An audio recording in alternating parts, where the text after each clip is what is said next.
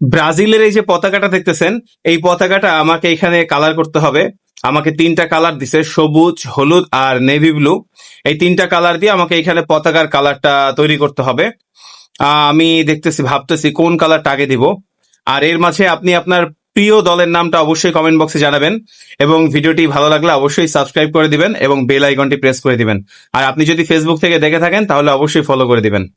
আচ্ছা, আজকে ব্রাজিলের খেলা আছে রাত 3টায় মনে হয়।